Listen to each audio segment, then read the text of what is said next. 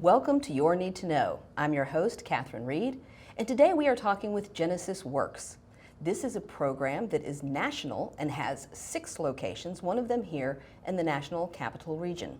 Joining me today is the new CEO, David Williams, and the Executive Director of the National Capital Region of Genesys Works, Mioshi Moses. Thank you both for being here. Thank you. Thank you. So I had not heard of you until this past fall, but you've been around for a while, since 2002. So David, can you give us a little bit of background about how this started and where it started? You bet. So it started in Houston, Texas. Rafael Alvarez was on the board of a charter school and was really amazed that the number of graduates were not doing well. They weren't doing well if they were going to college. They weren't doing well in their career, and this was a charter school. And so he decided that as he looked at the issue of how are students not succeeding in terms of being economically sustainable, he started this organization, Genesys Works. And so we're a 14-month program that starts during the junior year in high school of a student. And first of all, people need to know that this is targeted at low-income students. Right, the disadvantaged students that don't have the opportunities that a lot of other students have by virtue of their family's network. Exactly. And so we have a whole recruiting and vetting process, but if students are selected, they then participate in an 8-week summer training program. And so it's an intensive program that looks at technical skills as well as interpersonal skills, because then what happens is that during their senior year in high school, their classes are compressed so that they would take their classes in the morning, because in the afternoon they have a paid internship. And so 4 hours a day, 5 days a week, our students perform jobs in professional environments, and they do that their entire senior year in high school. At the same time, we have what we call program coordinators that work with 20 students and to mentor them, to make sure that they're succeeding in their internship, but then also to be able to say, hey, so let's talk about what happens after high school. And so is it a 2-year school? Is it a 4-year school? Is it going right into the workforce? Is it certification? There are many, many pathways for our students, but statistically, our graduates are doing amazing things after graduation from high school, and that's what we do. And we're, as you mentioned, we're in 5 cities across the country. We're launching this summer in New York City. And prior to my involvement with Genesys Works, I was involved with other nonprofit organizations. Helped get the Houston Food Bank started in Houston, Texas, Habitat for Humanity International. And we dealt with the issue of poverty all the time. And the question was really, how do you break the cycle of poverty?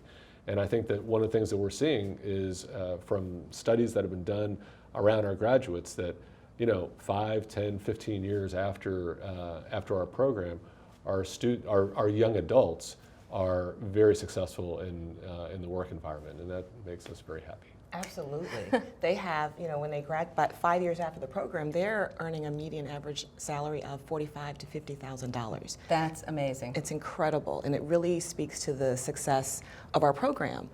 Here in the National Capital Region, we've launched 3 years ago and are excited that we partnered with Fairfax County Public Schools to start our program here and have had great success. Our first class of students that graduated from our program are continuing, many of them are continuing to work with their company, the ones that they internship with. Those companies, they added such value during their internship that the company wants to keep them as an employee. So they are working part-time while going to school part-time as well. See, that's incredible, and that's such a critical part of any successful program, is that you've got to find partners, willing to provide paid internships, right, and then to actually hire some of these students. And when you talk about upskilling and workforce development, that's the key that's missing. Not the right training, not the education, but what are you training them, who are you training them for? And without partners, it's very hard to just, again, educate and train and then put them out in the workforce. So, right, but on the flip side of that, these companies are creating their own pipeline, their own talent pipeline. So how do you find partners? We look for organizations that are looking for a pipeline. We look for organizations that are interested in working with the community. What I like to say that we do is really to shine a light on students and young people who are interested in transforming their lives, and those also that have a fire in their belly. Because our program is extremely rigorous. Our training process is, we have to qualify each student, so it's very evaluative. We check and make sure that they are ready and prepared, because we don't want to present a student to a company who is not internship ready. We don't want to set them up for failure. So we identify those who are ready to have the maturity and ready to take on an internship, to work part-time while going to school part-time. That requires a lot of a person. And so we identify those students and place them in companies. And so companies who are interested in those kind of individuals to potentially work with them, but also companies that are interested in helping to build up the community. Because the long-term effects of what we're doing is that as these students move and are able to improve their economic mobility, then they are creating and uplifting the communities in which they live. So this is a long-term improvement process that we're working on. Well, it's interesting because you said the National Capital Region is 3 years old. Mm-hmm. The organization was founded in 2002. I'm kind of surprised that you're taking on New York City, because it's such a big place. But one of the things that interests me about New York City is that they have community schools, and community schools provide basic wraparound services. I ran into somebody from New York City last week at South by Southwest EDU. There are 258 community schools in New York. Right now in Fairfax, we have 2 pilot projects because of a United Way grant. But again, I think what you're basically getting at is figuring out ways to lift people up other than just education. And we keep talking about workforce development, but we really need to look at the high school level, not after they're out of high school and a lot of students are floundering to figure out what to do next. So here in Fairfax, we have One Fairfax, which is an initiative that the county started that basically addresses racial and socioeconomic disparities.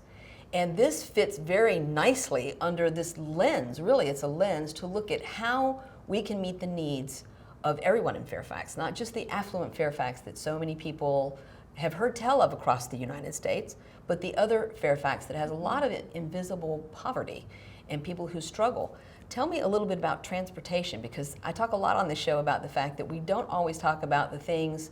So you're talking about internships, but what does transportation have to do with that? That's a very important part of what we do. When we're looking for partners and we identify those partners, they can be located anywhere. And so what we want to do is make sure that our students are able to get to this opportunity, to get to their jobs.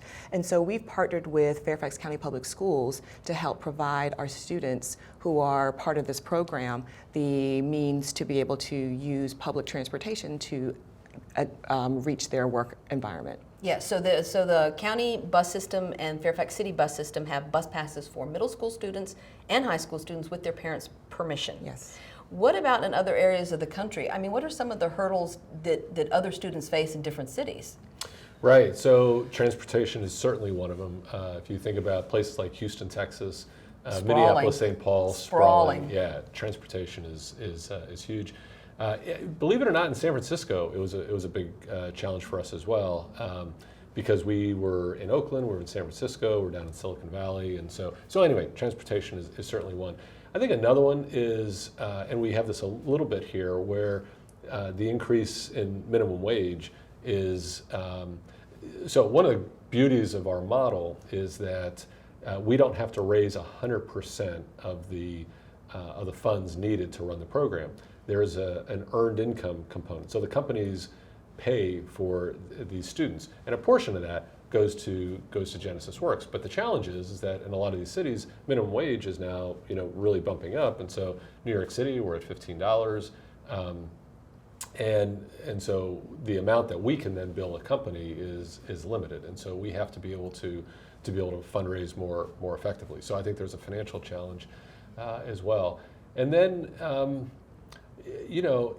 I think the probably one of the biggest is that the idea of a high school student being in a work environment.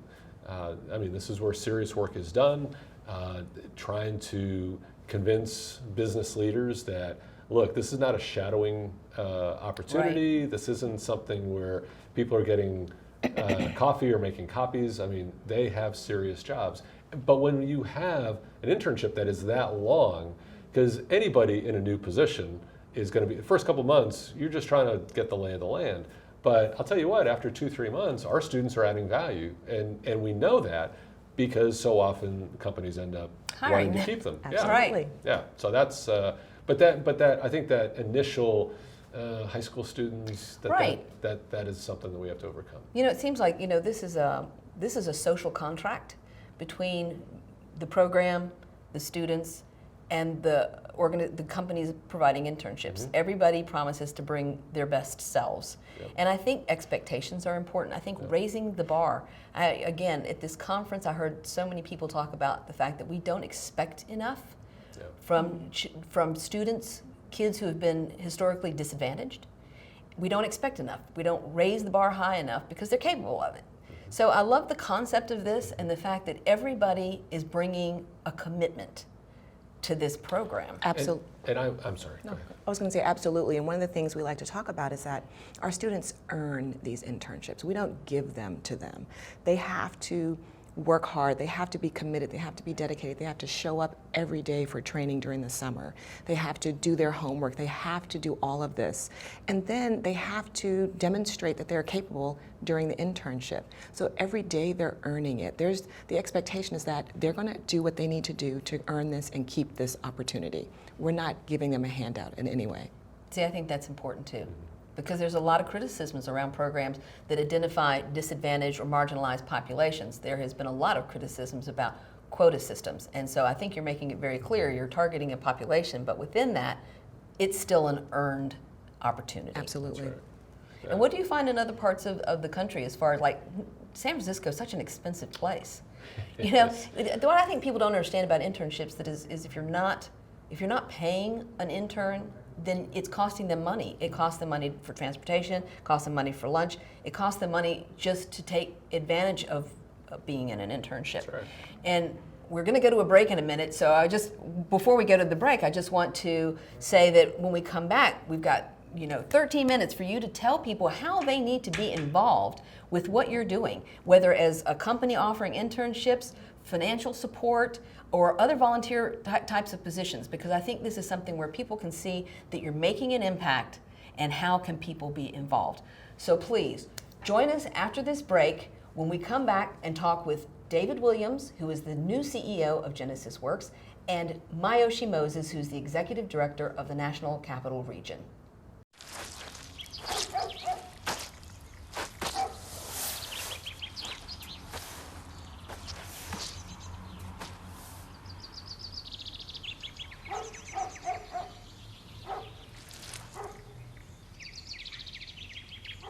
Hi. Hi. Patience. Pass it on. A message from the Foundation for a Better Life. They told me a bottle couldn't dream.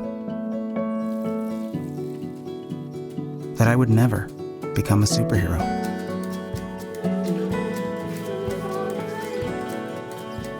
But I learned how to fly.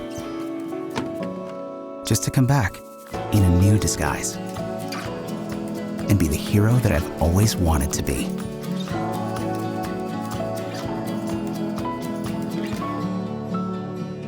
Operation Wonder Park is a go! There's nothing more powerful than imagination. Honey, have you seen my cell phone? But don't just imagine. My park came to life? Ooh, a plot twist! Use STEM to build, create, She did it! and change the world. Who's with me? I'm more of a 2 feet on the ground kind of guy. It's gonna hurt tomorrow. If she can STEM, so can you. Find out more at She Can STEM.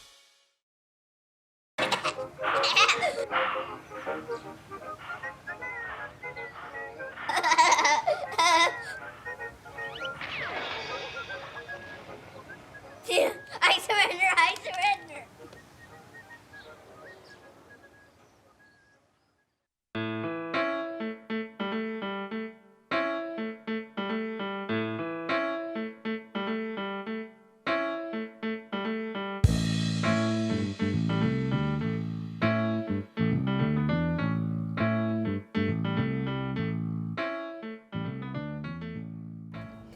Welcome back to Your Need to Know. I'm your host, Catherine Reed, and today we're talking with Genesys Works. Joining me are David Williams, who's the new CEO, and Mioshi Moses, who's the executive director here in the Washington, D.C. area. This has been fascinating for me to hear both what you're doing on the national level and what you've managed to do in 3 years here in our local area. But 2002, 10 students in Houston. 17 years later, you're looking at opening in New York City. You've opened in very major cities. Are there opportunities to bring this program other places? I think there are. It's taken us 17 years to be in 5 cities, and now we're launching a 6th. I think we need to accelerate that expansion, and so that's the vision. I think we should be looking at 10 cities a year. I think that a program like this can work not just in major cities like New York and Washington, D.C. and San Francisco. I think it can work in other communities, the Raleigh, North Carolinas, and Greenville, South Carolinas, and Omaha, Nebraska's of the world. And so we're modeling that out. I think if there are individuals in any of those communities or have an affinity or a background from those cities, we would. This is still a grassroots effort, and we have amazing staff, but also amazing board members who are funders and who help provide leadership. And so we need that type of support in other places. And so if anybody's watching it and interested in bringing Genesys Works to their community, we're very interested. Well, there are mid-sized cities, and that's where they say all the growth really is right now. Richmond is a mid-sized city that's taken off. Columbus, Ohio, places like that. That's where there are jobs. Generally, they have a university or universities there. They have transportation. They have kind of the factors that would help to support what you're doing. And they have students in this population as well. There are students in this population everywhere in this country. Yes. Really, there are. So I guess my question, do you have a national board, and then are there board members for each local city? We do. So we have a national board, and then every site has its own board as well. And so they're individuals that are community leaders, and in some cases they represent some of the corporations that take on some of our students, but really they're individuals who care about this issue and who believe that our model works and that we should grow. So Mioshi, where do you see some of the opportunities that are yet untapped here in the Washington region? Well, we have to take full advantage of where we are. We're in the heart of we're in the capital region of this country. And so, excuse me, there are many federal government agencies that are in this region. And I think that we have an opportunity to really espouse public service and really encourage our young people to think about what are the opportunities there? What can I do? How can I serve my country by working in public service sector? And so my vision for this site is really to seek out those opportunities. What does that look like? We would want to move into opportunities within different federal agencies and different federal government departments, and also state and local, with the state of Virginia. And we've already exhibited that with Fairfax County. Right. We're with Fairfax County Public Schools and with Fairfax County Government. We have interns at both places. So this is where I see the growth in this region that will be unique from the other sites across the country. And so it's going to be an exciting area of growth. It does require some assistance. Our funding model with the government would be a little bit different, and so we would need more philanthropy. We would want to find funders who are interested in supporting this movement of moving young people into public service. Well, you've gotten 2 grants very recently. Yes. Substantial grants.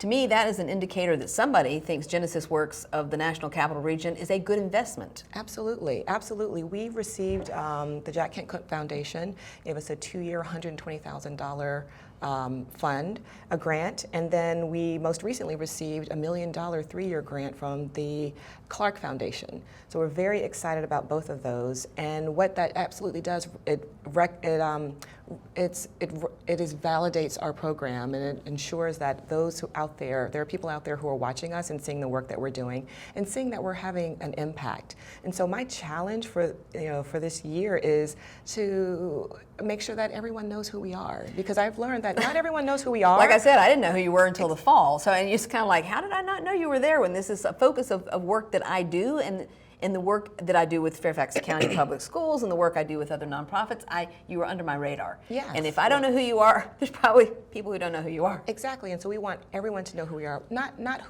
only who we are, but who our students are. Yeah. Because our students are amazing, and the work that they're doing is very impactful. And we're seeing how it's not only impacting their own individual lives, but it's impacting their communities. It's impacting the environment where their school environment. It really is making an impact, slowly but surely. And so I want everyone to know about them and about us. Well, it is a company town. The federal government is sort of the largest employer around here, and government contractors too. And I know that the founder of Genesys Works was from Compact Computers. So IT, is that kind of are you looking for, because I know that there's a dearth of qualified people to work in cybersecurity and a lot of software companies and IT companies. Is that a particular focus, David? Well, I think that so there's certainly technology needs, first of all, in every organization. But I think that what we really want to do is try to fill company needs from the standpoint of, sometimes it's a little bit more general operating, or sometimes it's accounting, or kind of a finance. But certainly technology is an area that our country is looking for people to be able to do that, and it's also an area where companies are willing to invest in people. And so while we certainly came from that, I think we're pretty open to. Well, first of all, we want to be able to help students figure out what they want to do. And if you don't know what jobs are, I tell people all the time, kids aren't going to be a butcher, baker, candlestick maker. We are trying to educate a workforce for jobs and industries that don't even exist yet. That's right. So part of it is critical thinking skills. Part of it is teaching them to be lifelong learners. And you had mentioned early in the show about the soft skills, communications, things like what is the culture of a company, and how to understand and read the cues of the culture of a company. Young people are not taught that in school. And so employers are definitely saying the soft skills, in down in Austin, they talk about social emotional learning. That is what everyone's talking about, social emotional learning. How do we teach the soft side? Right. At every level of school, but in the workplace it's particularly important.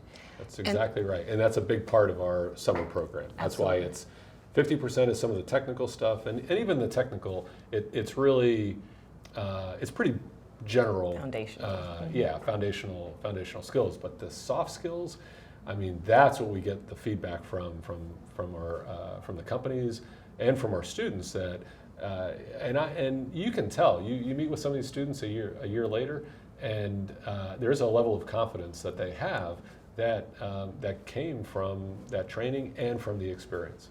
And not only do we give them this great training during the summer, but we have a model where we provide them with what we call a program coordinator, what I like to call their own personal executive coach, during their year while they're working. So as something that's unfamiliar to them arises, they can reach out to their program coordinator and ask, how do I address this issue? How do I advocate for myself in this situation? How do I handle this? So this is what we provide to them their entire year while they're working, so that by the end of the year, it does result in increased confidence and increased value that they feel about themselves and ability to work in that work environment.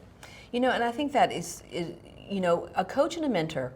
Anybody who's successful, and I'm sure that's the three of us sitting here, would say that part of our success was someone who mentored us or coached us. And I do that for people of all ages. But what I find is texting, when somebody is in a situation where they need an answer right away, or they're upset about something, or something's happened.